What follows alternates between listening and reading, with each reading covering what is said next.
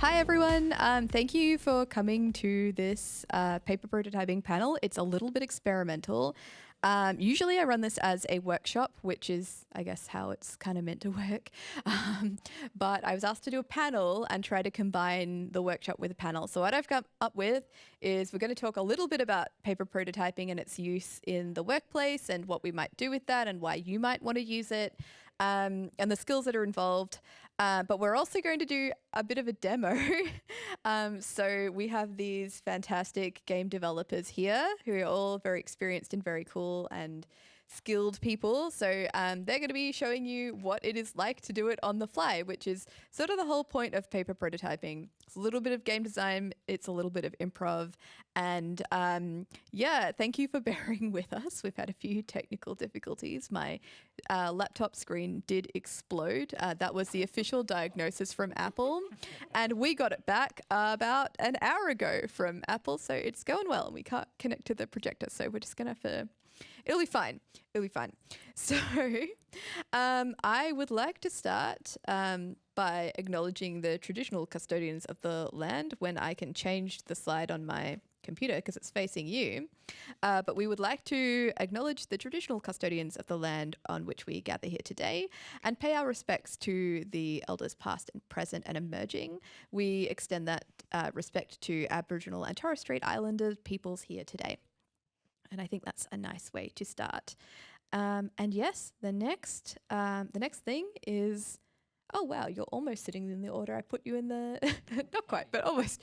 That worked out in a funny way. Yeah, so I will introduce myself first. My name is Emma Losin. I am hosting this panel / demo / whatever is going on here today. And I am a game developer. I do design, I do product management. At the moment, I'm a product owner. I do all sorts of things. And I've been around in the industry since 2018 or so and been making games since I think 2014. And yeah, so a lot of that stuff, background in psychology and game design. And yeah, I'll pass the microphone to Nick. What do you do? All right, fantastic. Hi, I'm Nick Yapp. I do a lot of things. I mostly do narrative design and programming and general game design as well. So I work with a company called Foxie Games and make a lot of mobile games, especially about horses. So I also happen to know a lot about horses for someone who was not a particular fan of them when I started. I've grown an appreciation. But yeah, I've been there for about 6 years and I actually use paper prototyping somewhat often at my job. Not a lot of the time, but like it does show up every now and again. But yeah, basically the same career timeline doing things as Emma, basically. All right. Hello, everyone. I see some familiar faces in the crowd, which is nice. My name is James O'Connor. I used to work here at the Film Corporation. I was the game development executive for a while. If you came to Sage last year, I was a lot more stressed than I am this time. Prior to that, I worked at Mighty Kingdom as a lead narrative designer. I worked on a Power Rangers video game. Don't ask me about Power Rangers. I don't want to talk about them anymore. No. And now I am a freelance writer, consultant, critic. I just sort of, I have one of these very millennial careers where I just work 15 different jobs and stitch them together until the money in my bank goes up. Oh, hard relate. Yeah.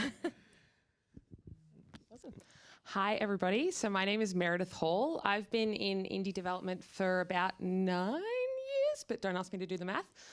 My background is mostly across marketing, production, accessibility, business development. So not necessarily on the tools of design as often as I might like to be. But I think something that will be really interesting to reveal to all of you today is you're all probably already doing a lot of paper prototyping that you don't even think is paper prototyping. In that time, I spent some time with Summerfall Studios, working on a game called Stray Gods, the role-playing musical, which some of you might be familiar with, as a marketing director, and now I am head of marketing for Wings. So we invest in projects run by teams that are co-founded or founded by women or gender marginalized developers for all around the world. Yeah, thank you, everyone. That's great. So lots of people here with heaps of experience. And I think in the games industry, it's difficult to have the exact same experience as someone else. So even if We've all done a little bit of game design. We all have very different skill sets, which is great. And yeah, I'll move on to the next slide, which you can't really see, but it's really for my benefit. So sorry about that. So what would you say is the purpose of paper prototyping? I'll start with Nick. Basically so that you can test an idea without committing a lot of time and money and effort into fully developing out a digital version. Yeah. Games are expensive to make, especially when you're in a studio. I think there's a saying that is like, if it takes like one developer or like two developers a week to make something, it'll take 30 developers a month. Because, you know, it's just a lot more. It's a big moving machine with a lot of different parts. Yeah. What about your perspective, James? I think so much of game development, or really any creative project, is about finding whether there is a spark within the idea. Just sort of, you know, if you can get what we call the minimum viable product, just sort of a version of the thing that kind of functions in some way or another, whether that means you've written something on a piece of paper and you read it and you think there's something here, or you have designed something a little flashier to sort of show off a mechanic, but it's really about just what is the minimal version of this object and does it feel good in this minimal version? Because if it feels good with very little time and effort put in, that means it's going to feel good if real time and polish goes into it. Yeah, and I think it's also a great tool for communication if you're working with other people.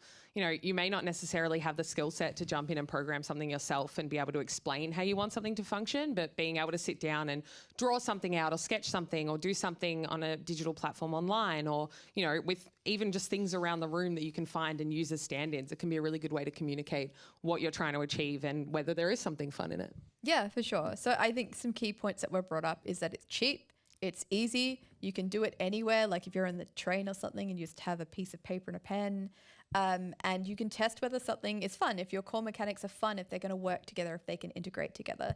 So I think these are some really great points about why you should be using paper prototyping. I think also something that we didn't touch on is it's super beginner friendly. So there's a lot of people out there who are artists who don't necessarily know how to code, or might be beginning their journey in learning how to code and design and use these complicated programs like Unity and Unreal and all of that.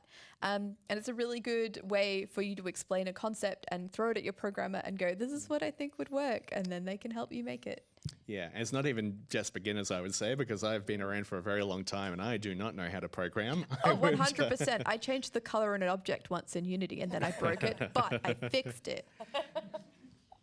And I do know how to program, and I still regularly paper prototype. Yeah, for sure. I think it's just a good skill to have that everyone uses, even if they don't realize it, no matter where you are in your career.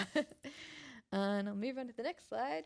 How have you used paper prototyping in your career? And maybe that's different to how you used it when you were studying or when you were beginning, and how you use it now.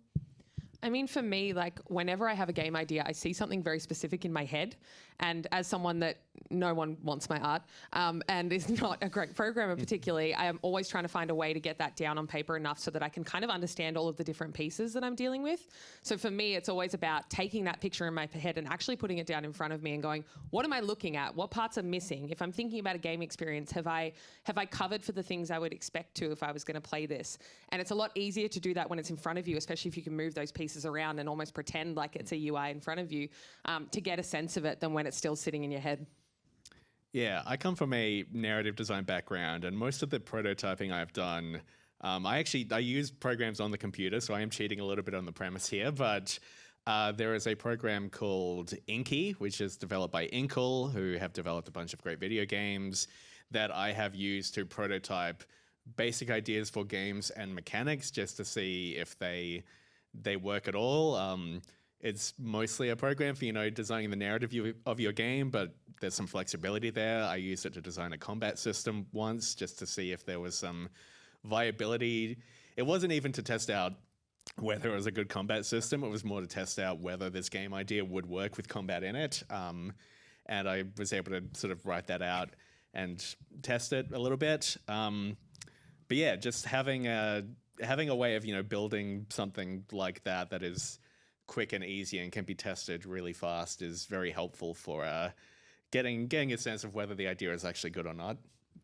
Yeah, one of my favorite ways to use paper prototyping that I've done a fair bit is on the narrative side as well. But just writing down like either my key beats or core themes of the game, specific scenes that I need to have included, because I know that there's a whole lot of stuff that I want in there, but I don't necessarily know the order that's going to actually work best for conveying that information to players in a meaningful and memorable way. And so I use it a lot for just like, I have all these individual cards that have these things recorded on it, and I'll just be able to shuffle them around, change up the order, and I can do that with things like quest structures as well, so that I can very easily just go, okay, this quest is really fun, but it takes too much cognitive load off the player at this stage because they haven't learned everything yet, so let's just shuffle it down there. And I can do that way faster than I can hop into an engine, reprogram all of the quest structures and play through them to see how it actually feels. Yeah, for sure. I think that's a really great point. And that brings me on to something that I do, but Meredith brought up it when we were emailing, which is paper prototyping sometimes looks like a whiteboard. Like once, for some reason, I thought that I was going to be in the learning position in this situation, but it turned out I was not. I went to this amazing psychology place where they were making a serious game, and I was going over there to hopefully learn some things, and then they just asked me all of these questions about game design. So they gave me a big whiteboard, like we have whiteboards today, to draw up some stuff to help them out. And sometimes paper prototyping looks like a whiteboard. Sometimes it looks like pieces of paper that you have in your home, or post-it notes, or your scrapbook, like just a notepad. And sometimes it doesn't look like that at all. Sometimes, ironically, paper prototyping is digital. So sometimes people make games in PowerPoint and stuff like that. But there's systems like Twine, which, aren't paper prototyping, but they're a great way to test out a narrative situation. And Miro, I use Miro so much for paper prototyping. Have you used any digital tools for paper prototyping? Because I've even used Photoshop, I think. Yeah, definitely. I've used Figma a lot, which is actually a tool that's specifically for like UI UX designers a lot of the time. My partner is a UI UX designer, so it was just nice having someone nearby that really understood the tooling really well. But genuinely, it's like you can pull in a bunch of placeholder images and placeholder materials and placeholder content and really quickly have something that you can mock up to actually move around. And there are also a lot of tools online that will allow you to put very simple automations or simple animations on things so that when you click on a certain thing, it can move around. And yeah, like Emma says, I've played entire games in PowerPoint that I haven't known were made in PowerPoint until afterwards when the dev leaned over and was like, I did this in PowerPoint, by the way. And it's so and you'd have no idea. And you can do it in Excel too. Like there are so many weird little ways to make games. Yeah, just to explain Miro a little bit for people who aren't familiar with it, and to really boil it down to its most basic function, it is basically an online space for putting post-it notes at its core. Digital whiteboard. Yeah, and it's I have actually designed branching narratives in Miro before, which was is a really handy tool. Just so you can put all the post-its and you draw lines between them, and then you show it to a program and like, oh yeah, I can do that, and then they somehow get out their magic wand and sort of press it to the screen and it turns into a video game. That's how game development works. So using a tool like that is really useful because it gives everyone a clear visual that they can refer to. It is straightforward enough that anyone can understand it by looking at it. And if it's not straightforward, you can write an explanation in there, which makes it easy. I will say in general, actually, this is my advice to anyone in any creative field. The greatest hack you can get to staying productive and effective is buying a whiteboard and putting it next to your computer. Cannot overstate how important it is to have a whiteboard next to your computer. It is the thing that keeps me on track the most often in basically any job I've ever had, I think. Yeah, for sure. Yeah.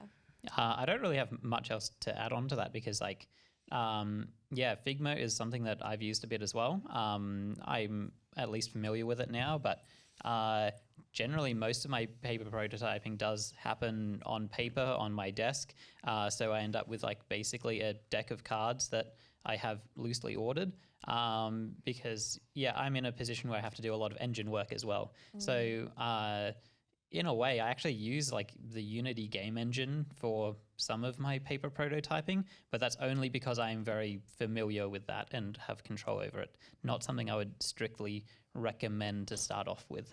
Yeah, for sure. I think the key thing here is using what you're comfortable with and what you have in front of you. So if you have a stack of business cards you don't care about in front of you and you want to make a card game, whatever, just it's fine, just do it. But if you're most comfortable in Unity, then use Unity to plot stuff out.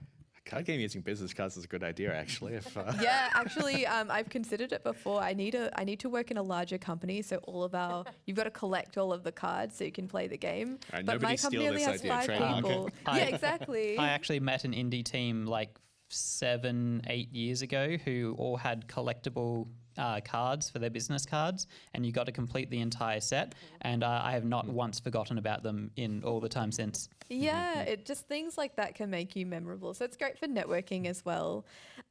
So you probably can't see this too well, but I did prepare a PowerPoint. And this is just like if you can see a vague piece of paper here with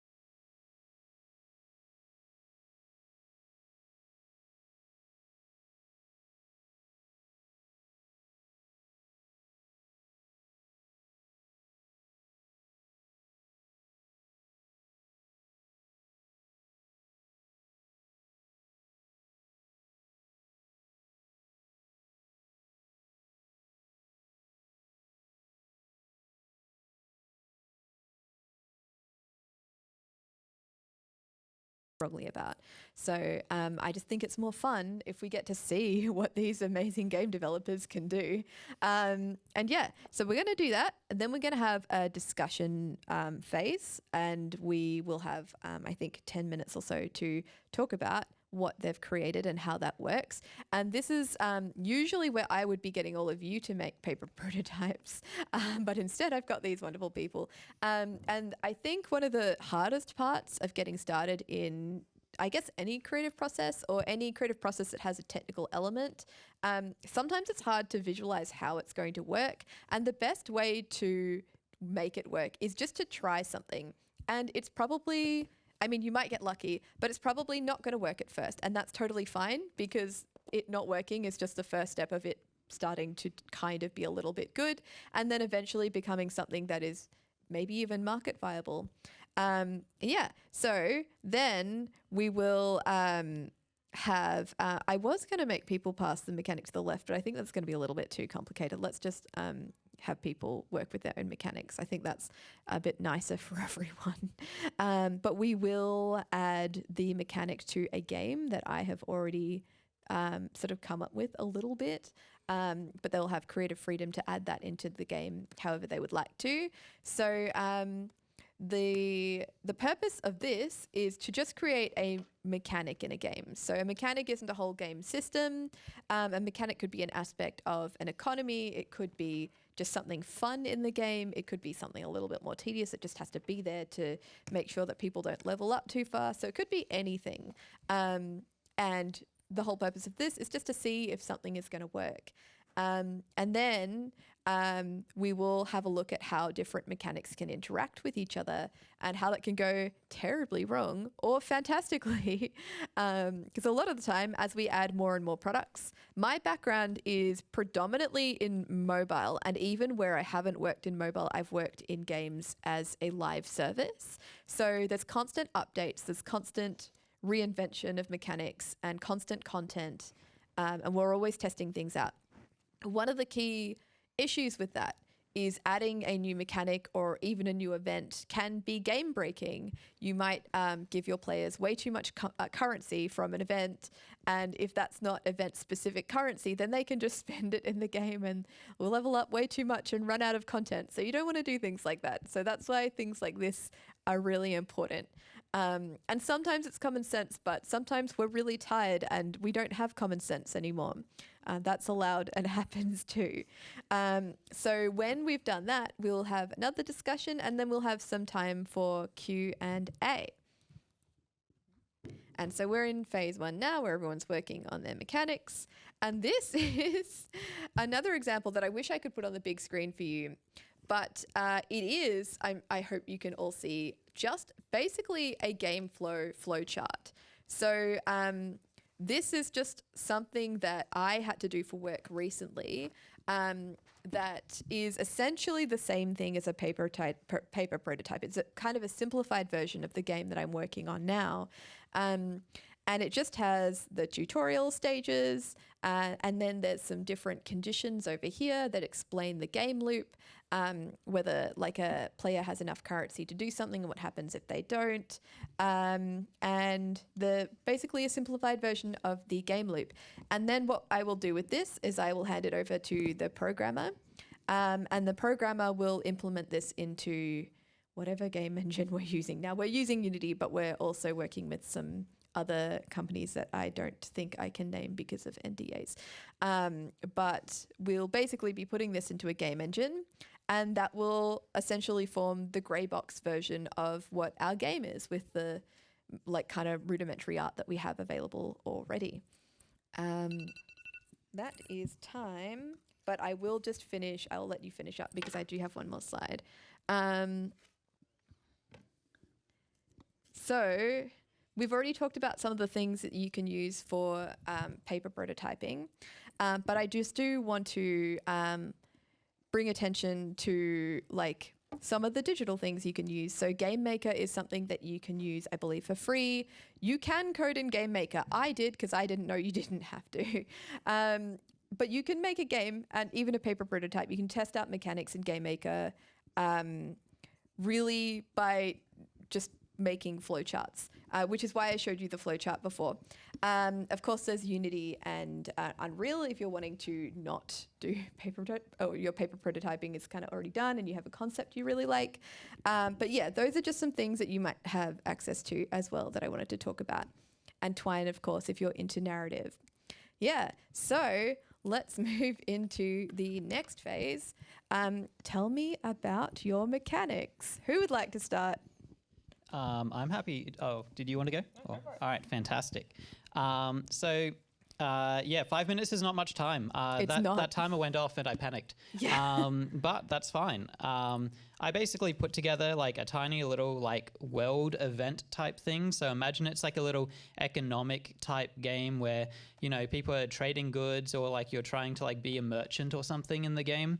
And so essentially like you're going to have things that affect like your overall game experience and things that affect like the markets and like how much stuff costs, what's available. So I had things like a drought, which would increase the food price by 50%.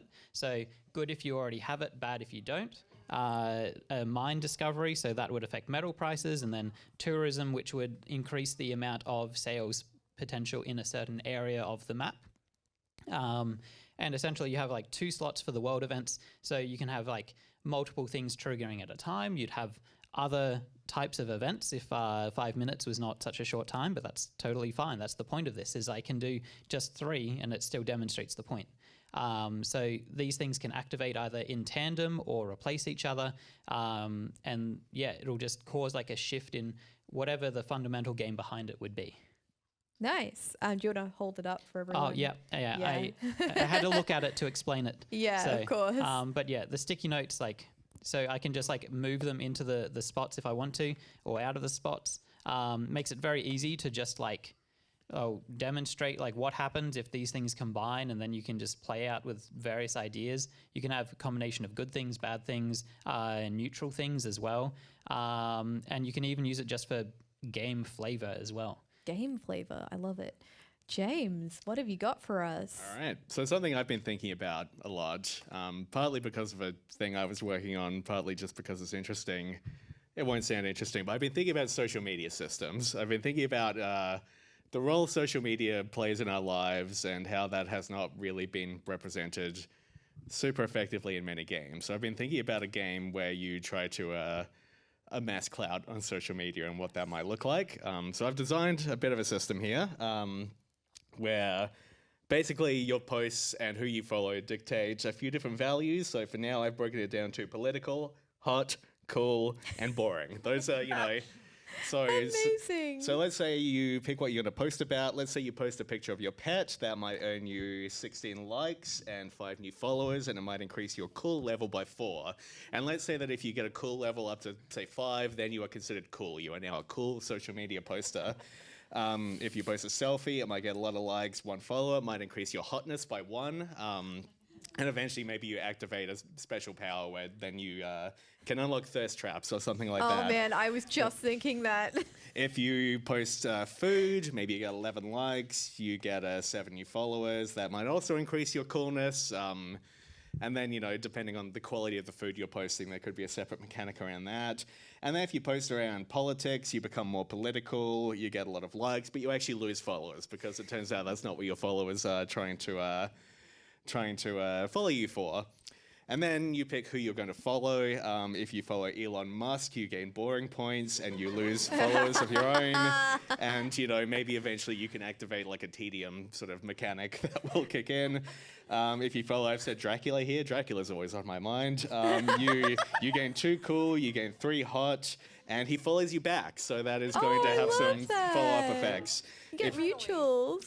John Cena, he's a notorious follow backer. He followed me on Twitter back when Twitter was a real website. You gain 5 new followers, and that increases your cool so much that you are immediately considered cool.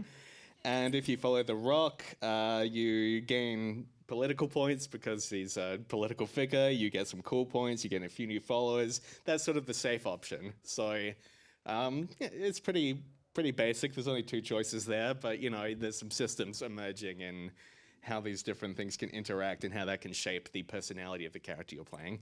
Man, I I'd love play that. Yeah, I want to play Now this you have to game. make it. Yeah, I'm down for this.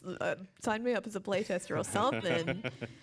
Yeah, go for it, Meredith. Hell yeah. Okay, so I don't know about the rest of you, but I've been trying to buy a lot of concert tickets lately, and it's really hard. So I've started thinking about like what a game would be like when you're trying to get a concert ticket, but you're working at your day job as a barista.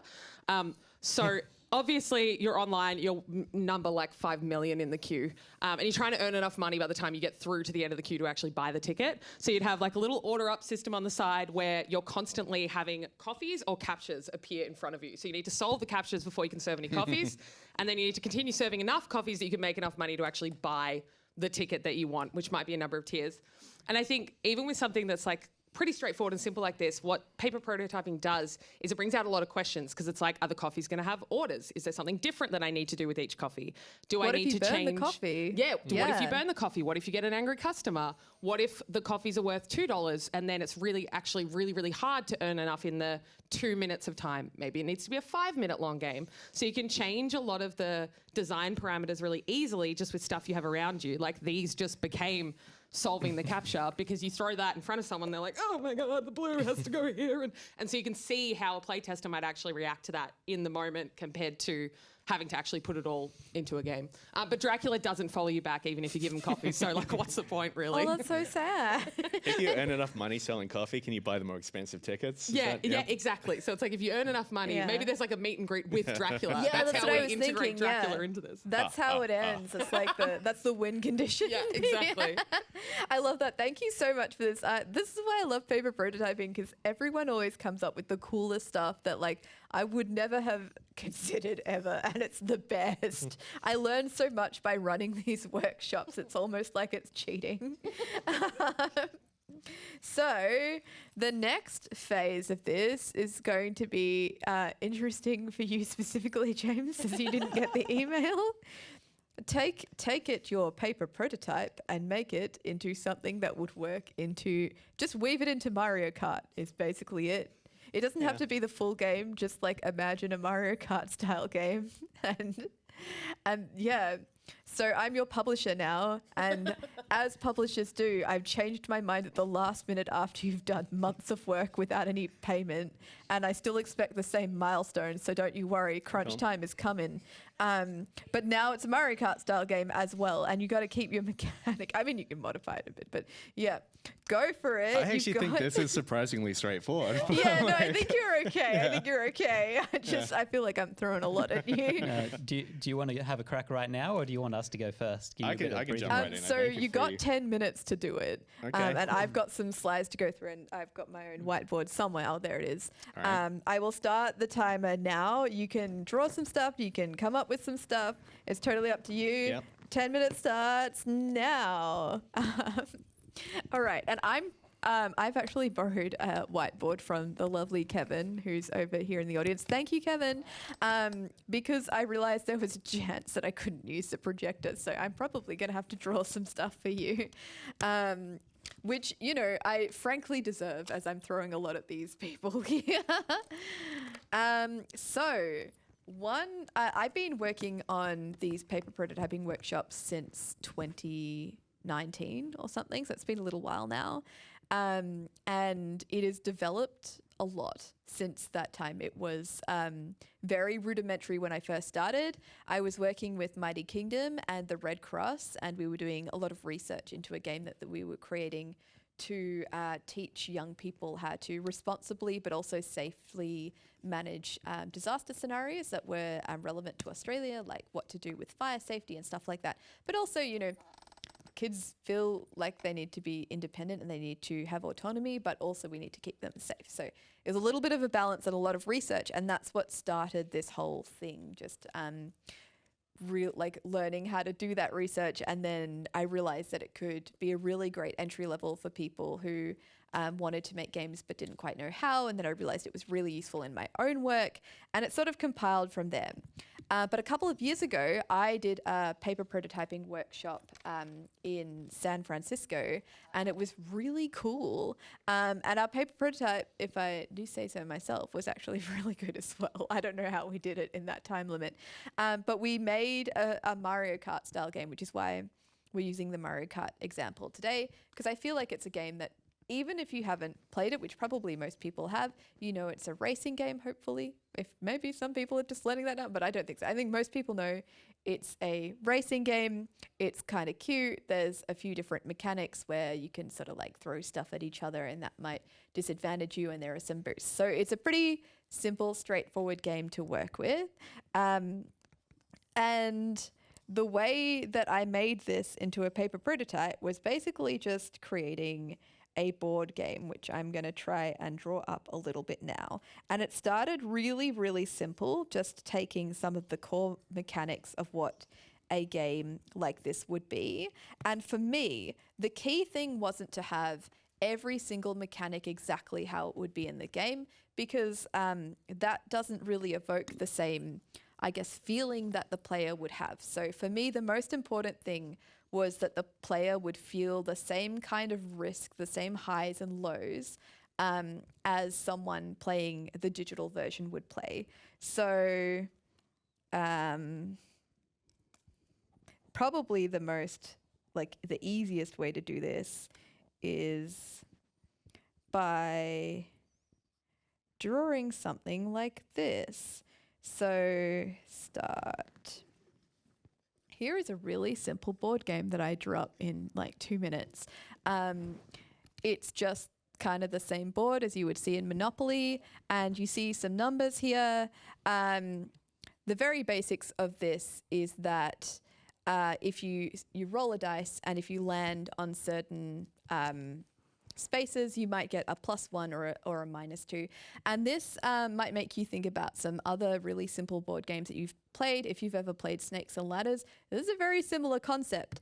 The thing here that I've tried to replicate that is in Mario Kart is players who are nearest to the front often have the most risk, because if there are players at the back, they're more likely to get a blue shell, which is basically a guaranteed shot to screw up the player at the front. So what I've done is I've given some risks and rewards right at the beginning of the game if you land on these squares. And then as you sort of get further, the positives are kind of less and the risks are higher, so it kind of makes the stakes higher as you get towards the end, which is sort of usually what I feel like when I'm playing Mario Kart. In Mario Kart, of course, these can change because these are usually set by the other players. Maybe there's a banana and someone slips over, or someone throws a squid at you and then you can't see for a second, or one of the shells or something like that. But that's just sort of an example of the way that you could do something like that. But something else I wanted to bring up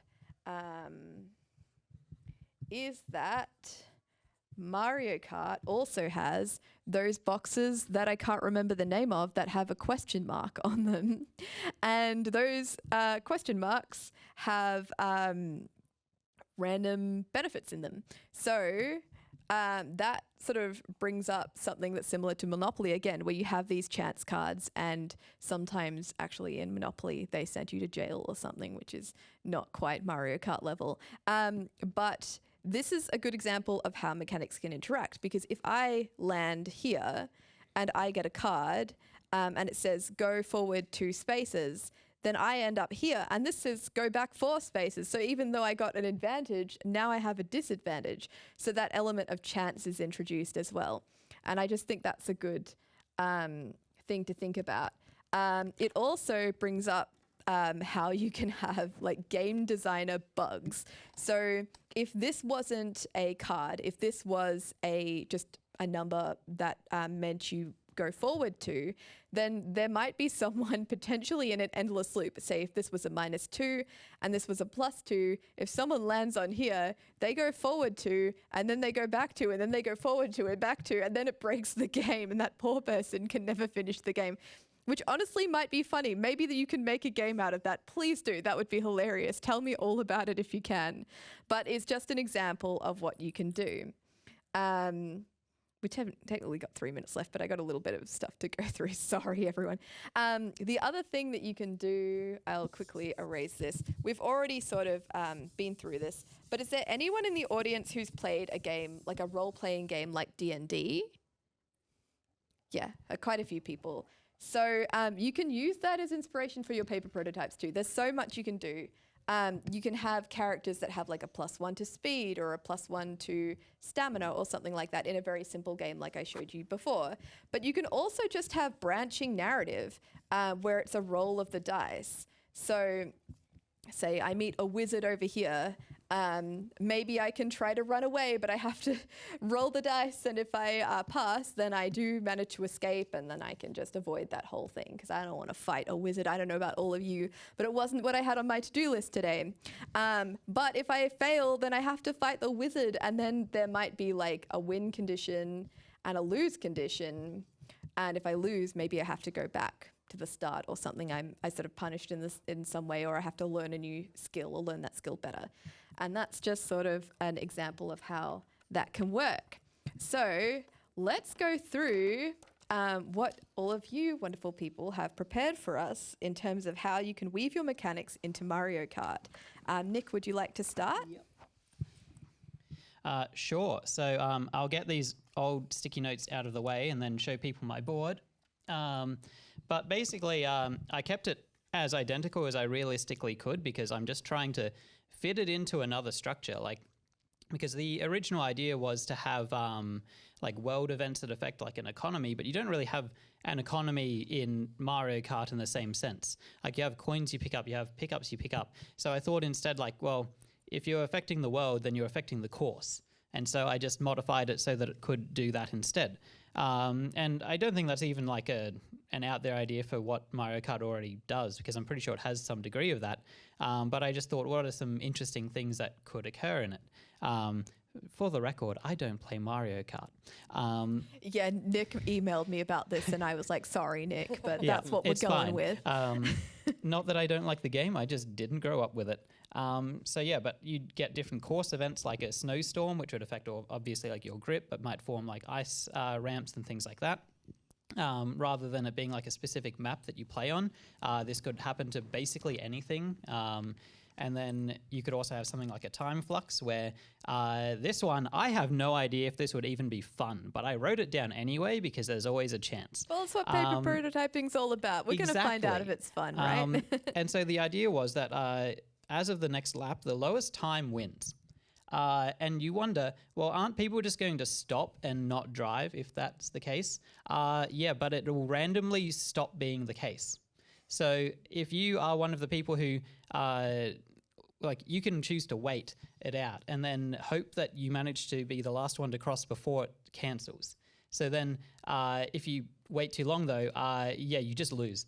So it's like a really big risk reward sort of a situation. Kind of like when you're at like traffic lights. I don't do this because I don't know how to drive, but I've been in Ubers before. So like when they're going for an amber light and it's taking a while and you're like, ooh, is this going to be a red light? And then it is a red light and the camera flashes, and that's the loose condition for that anyway. Yeah, and like I had like inverted controls, but that's like kind of like a boring stereotypical idea kind of, but I put it anyway because like why not?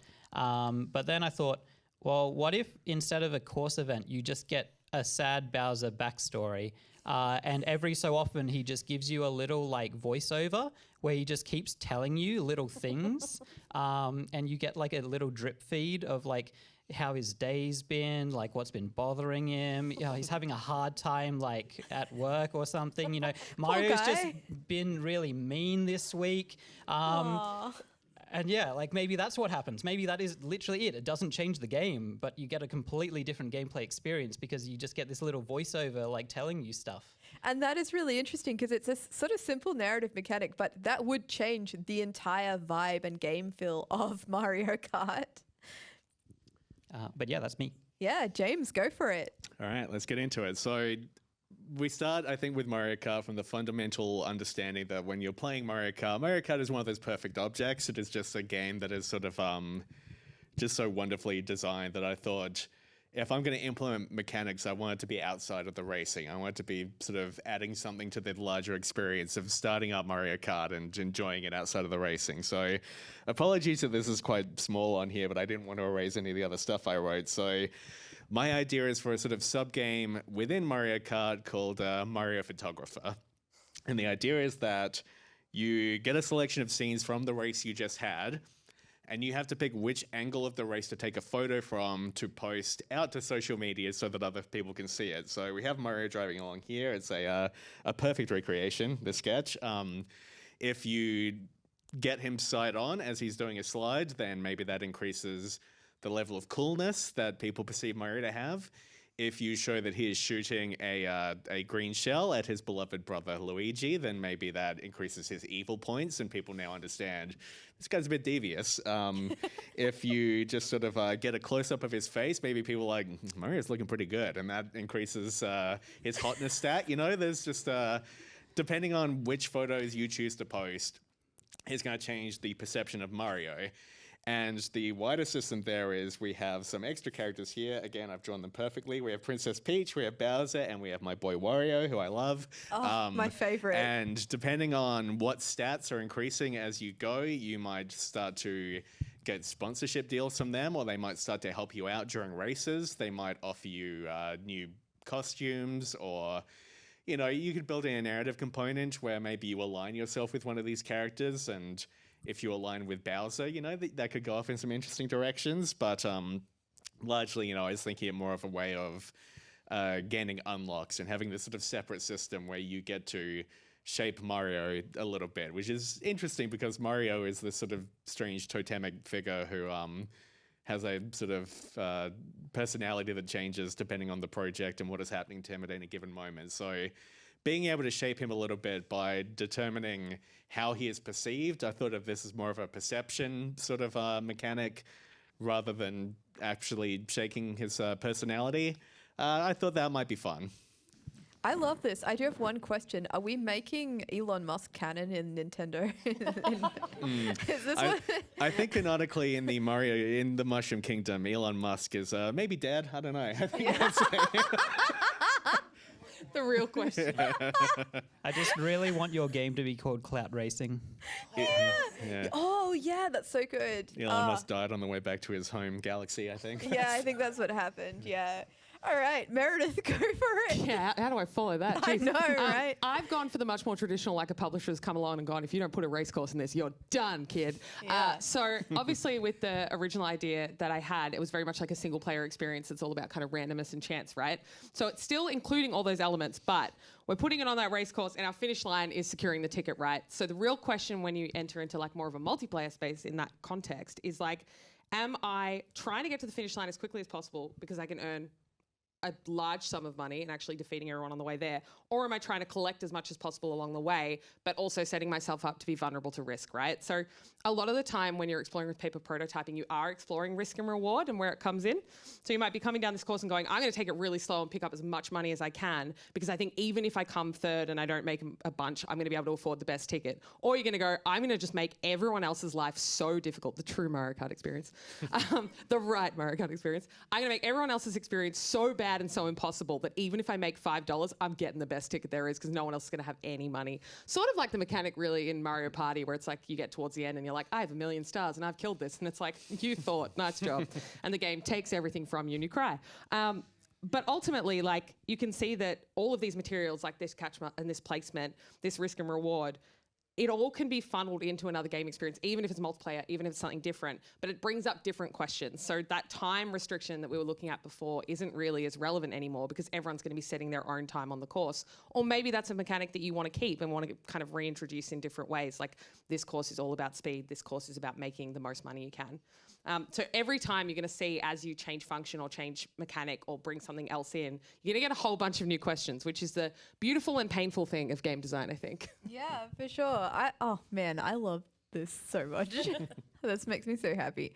We were going to have some time for Q&A, but we've gone a little bit over, so I might have to just request that if anyone has any questions, if it doesn't bother all of you, to ask us as we're wandering if you want around to fund Sage. these games. Yeah, if you want to fund these games. Man, I'm so excited for this social media Mario For real, though, Kart. if anyone has money, we... Oh, the games industry, yeah. But yeah, thank you so much for coming to this very experimental version of my usual paper prototyping workshop. I will be trying to run some paper prototyping workshops where you can have a go and you can experiment with the guidance of some very skilled developers if you'd like to try that out in the future. And keep an eye out for those. I don't have any dates listed yet, but I'll make it happen. It'll happen. But thank you so much for joining us. Because part of my job is social media, which sometimes makes me feel so embarrassed. I will ask you guys I'll maybe try to get a photo of you with all of your amazing paper prototypes because they're so cool and I never want to forget them. But thank you so much for coming, and I will start packing up so that I can leave the space open for the next panel. Thank you so much. Thanks, everyone.